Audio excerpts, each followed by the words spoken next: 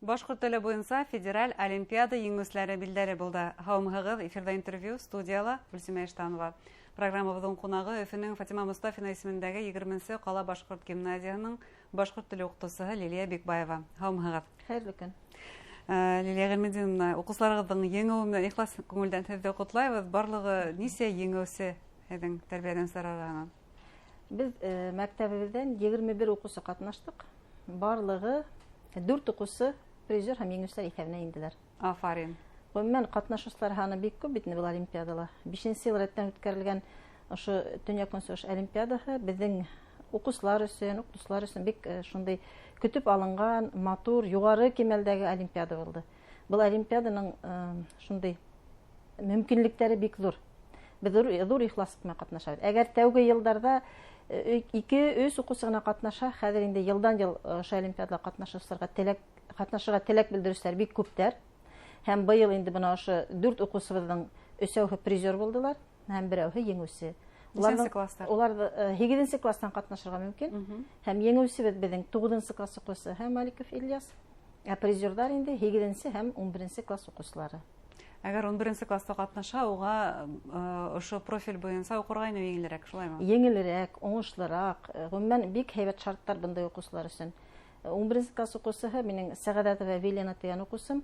5нче класстан ук төрле кимәлдәге олимпиадаларда ихлас катнаша. Башкорт теле буенча Гагарин олимпиадаһы, регион-ара олимпиадаһы, вузлар үткәргән Акмулла исемендәге олимпиадала былтыр еңүче булды ул. Һәм бына ошо Төньяк-Көнчыгыш олимпиадаһында ла ел һайын катнаша. Уның инде 3 дипломы бар бу олимпиаданың. Һәм ошо олимпиада һөҗүмтәһе буенча ул ошо башкорт филологияһы, шәркыятьтә өйрәнү факультетына, журналистика факультетына имтиханһыз үтеп китә ала. Чөнки уның бердәм дәүләт имтихандары һөҗүмтәләре бик югары. Алтын медаль белән ул гимназияны тәмамлай. Укудагы яхшы уңышлары, үргәштәре өчен айрым өлгүле аттестат белән бүләкләнде. Һәм инде ул ошо былтыргы елдан башлап тап ошо юнәлештә һайланы һәм ошонда укырга инергә теләй. Ул бында олимпиада һөҗүмтәһе буенча льготалы үтеп китүгә мөмкинлеге бар. Афарин Веленага. Һәм шулай ук югары стипендия алып та укыясак ошо еңү өчен, шулаймы? Бул еңү, бул олимпиадаларга еңү уларга беренче курс дәвамында 60 мең стипендия алып укырга мөмкинлек бирә. Бunda бик яхшы стимул әлбәттә. Һәм шулай ук уларга яшәргә мөмкинлек бар. Гостиница тибындагы 2 урынлы дөйм ятакта яшәргә мөмкин. Яңа дөйм ятакта. Яңа дөйм ятакта. Гомумән алганда бына ошо олимпиадага әзерләү укучыларда ул кыенмы ул? Ул нинди эш һөҗүмтәһе ошо 7нче класста еңүчеләрегез булуы, призерлар булуы? Мин әйтмәсәм бик кыен дип, чөнки олимпиадага катнаша үзләренең теләктәре булган укучылар. Береһендә әйдә һин катнаш дип көчләп, ныкышып йөртмәйбез. Әлбәттә була ундай мәлдәр. Без күрәбез укучының һәләтен. Башкорт теленә, туган телләргә һәм инде ул укучыны бераз юнәлтеп кенә ебәргә кирәк. Әлбәттә тырышлык итмәү. Тырышлык итмәү ихтимал. Юнәлтеп ебәрдеһенән инде олимпиадалар катнашып, еңүче, призер булганнар күрһәләр, улар үзләре дәртләнеп китәр һәм инде уку елы башлану белән көтеп йөриләр. Касын олимпиада була. Нинди эшләр белән кабатлайбыз, нинди эшләрдә ныгытабыз, нимәләр башкарабыз дип, олимпиадага ничек әзерләнәбез дип көтеп кенә йөриләр. Гомумән ничәнче класста әзерлек башлана? Әзерлекте мин үзем шәхсән башлайм 5нче класстан ук. 5нче класска яңы класс, яңы балаларны алган вакытта мин инде күзәтәм, өйрәнәм балаларны. Һәм инде башка предметларга караганда тәүдәрәк үземә башкорт теленә ялп итәргә тырышам бу һәләтле балаларны. 5нче класста иң зур олимпиада ул Гагарин, Кубок Гагарина олимпиадаһы. Һәм бына шунда балаларны катнашырга әүдем өндәем, сакырам, ата-әсәләргә сакырам, чөнки уны түләүле олимпиада, Гагарин олимпиадаһы. Һәм инде шунда катнашканда әйткәндә менә быел 5нче класс укучысы мине Акманова Кәримә республика этабы призеры булды, шулай ук кала этабында еңүче булып. Менә угала бик өметләр баглап торам. 9нчы класста уның апаһы Акманова Алтынай регион-ара олимпиадаһында призер булды. Угала бик зур өметләр баглайм мин. Бына шулай укучы үзенең олимпиадаларга һөҗүмтәһен күрдеһенә үзенә дәртләнеп китә. Артабан катнашырга әзер генә торалар. Шулай ук бына 9нчы, 10нчы, 11нче класс укучылары призер булган хәлдә уларга бит әле акчалата премиялар бар. Быны улар бик кызыксындыра. Дәртләндерә. Дәртләндерә, әлбәттә. Гомумән, бына әлеге вакытта техник һөнәрләргә игътибар нык көчле. Шул ук югары уку йортларына ла тап ошо техник юнәлештәр буенча игътибар бирелә, бюджет урындары арттырыла. Бына был яһәттән гуманитар фәннәр институтлар ситкә кала дип уйламайһығыҙмы? Укучыларығыҙҙың араһында ҡыҙыҡһыныу кәмемәйме? Ҡыҙыҡһыныу кәмемәй, әммә ләкин бына балаларҙы ошондай олимпиадалар бик дәртләндерә, сәмләндерә һәм юғары мотивация бирә тип әйтермен мин. Мәҫәлән, Төньяҡ-Көнсығыш олимпиадаһы ғына ла балаларға беренсенә вузға льготалы уҡырға инергә мөмкинлек бирә, юғары стипендия алырға мөмкинлек бирә.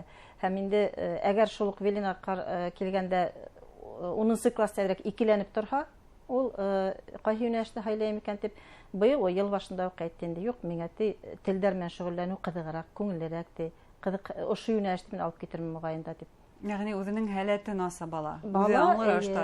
Һәләтен аса һәм инде бәләкәйерәк класстарда тик ҡыҙыҡһынып ҡатнашып йөрөргә бәлки, ә инде юғары класстарда 10-да, 9-да, 10-да, 11-дә улар үҙҙәренең тап ошо телде, әҙәбиәтте, журналистиканы өйрәнеүен, аңлауын, яратыуын беләләр. Шуңа күрә конкуренция бар әлбиттә, бар, юҡ түгел, ләкин шуларҙың араһында, техник йүнәлештәрҙең араһында беҙҙең башҡорт телен, филологияһын, журналистиканы һайлаусылар йыл һайын булып тора. Һәр хәлдә минең 11 класста сығарғанда йыл һайын бер уҡыусым булһа ла ошо йүнәлеште һайлайҙар. Мин быға бик шатмын. Ғөмүмән алғанда дәрестәрегеҙҙә уҡыусылар өсөн ҡыҙыҡлыраҡ итеп, уларҙың иғтибарын йәлеп итер өсөн ниндәй алымдар ҡулланаһығыҙ? Тәжрибәгеҙ ниндәй был йәһәттән? Мин инде хәҙер мәктәптә 30 йылдан ашыу эшләйем һәм әлбиттә дәрестә балаларға тик грамматиканы өйрәтеп кенә, орфография, морфологияны өйрәтеп кенә уҡытыу ул дөрөҫ түгел. Бөгөнгө көндә дәрестәрҙе ҡыҙыҡлыраҡ итер өсөн бөтә шарттар да, бөтә мөмкинлектәр ҙә бар. Һәм тағы ла мин шуны әйтер инем, башҡорт теле һәм әҙәбиәте уҡытыусы ул бит инде телде генә өйрәтеүсе түгел. Ул тәрбиә биреүсе беренсе сиратта. Илде, халыҡты, телде яратырға өйрәтергә тейешбеҙ беҙ. Һәм шуны башҡарабыҙ да, миңә түгел, бөтә башҡорт теле уҡытыусылары. Беҙ һәйбәт белергә тейешбеҙ Башҡортостан тарихын, Башҡортостан географияһын, мәҙәниәтен, йолаларын, һәм бына ошо бөтә белгәндәреңде балаларға матур итеп еткерә алыу, хәҙерге замандағы техник сараларҙы ҡулланып дәрестәрҙе үткәреү, ул үҙенең һөҙөмтәһен бирә әлбиттә. Бына ошо техник сараларға ла инде һорау килеп төртөлдө, ул да булһа заманса гаджеттар, электрон таҡталар һәм башҡа әсбаптар һәм шулай уҡ яһалма зиһен.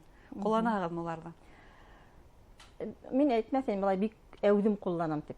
Минең дәрестәр күберәк тере һөйләшеүгә, тере аралашыуға ҡоролған. Әлбиттә, ҡыҙыҡлы видео яҙмаларҙы ҡарайбыҙ, яһалма интеллект менән, яһалма зиһен менән ниндәйҙер эштәрҙе башҡарып ҡына ҡарайбыҙ. Әлегә улай ныҡлап аяҡ баҫтыҡ дип әйтә алмайым.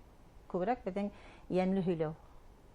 Уҡыусыларығыҙ бына ошондай олимпиадаларҙан тыш, яһалма зиһенде үҫтереү буйынса төрлө конкурстарҙа ҡатнашып ҡарағандары бармы? Һеҙгә мөрәжәғәт итәләрме? Ярҙам итеп ебәрегеҙ тип? Эйе, әйткәндәй, башҡортса ошо нисек була, һөйләмде нисек үҙгәртергә, текстты нисек төҙөргә тип йыш киләләр.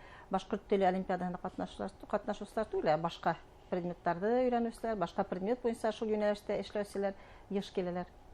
Тексттарҙы төҙөргә ярҙам итәйҙәр тип, ошо нисек була, был нимә була тип башҡортса әйләндереп һорарға киләләр.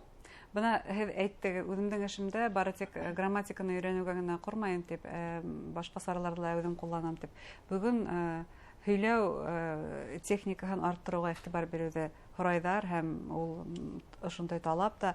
Ғөмүмән ҡала шарттарында ғына түгелдер, бөгөн сер түгел, ҡалала ғына түгел, ҡайһы бер ауылдарҙа ла балаларҙың теле икенсе телдә асыла. Бына нисек ошондай шарттарҙа һөйләү телмәрҙе үҫтереү мөмкин балаларҙың? Ғөмүмән, бына мин эшләгән 20-нче гимназияла бик матур балалар уҡый. Бик шәп ата-әсәләрҙең балалары уҡый. Телде өйрәнергә ҙур теләктәре булған ата-әсәләр беҙгә килтерәләр балаларын. Һәм беҙҙең үҙебеҙҙең сығарылыш уҡыусылары ла алып киләләр беҙгә балаларын. Башҡортса уҡытырға, башҡортса һөйләшергә, өйрәтергә теләп. Мөхит тимәк кәрәк. Мөхит кәрәк. Мотлаҡ рәүештә мөхит кәрәк. Һәм инде ошо мөхиттә балалар телде ныҡлы өйрәнеп үҫәләр, аралашырға теләктәре ҙур уларҙың.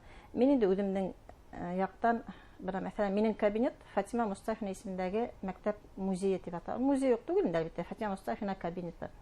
Ошо кабинетка килгән балаларды мин һәр вакытта Фатима Мустафина менән таныштырудан башлайм. Телевизорда асып килгән мутлак рәвештә кино, фильмдар уның турасында. Һәм көн дә иртән мин башкортча йырдар куям. Балаларды башкортча йырдар тыңлатам. Кемнедер игътибар биреп тыңлай, кемнедер колагы аша үткәрә генә. Һәр хәлдә башкорт теле мөхите минең кабинетта һәм безнең мәктәптә уратып алынган. Бөтә безнең саралар башкортча үтә бит инде, линейкалар, байрам саралары, тантаналар тик башкортча гына үтә. Шуңа күрә һин башкортча һөйләш дип әйтеп кенә түгел, уларны уратып алган дөнья белән дә без тәрбияләбез. Әйтеп кенә балаларны тәрбияләп өйрәтеп булмый.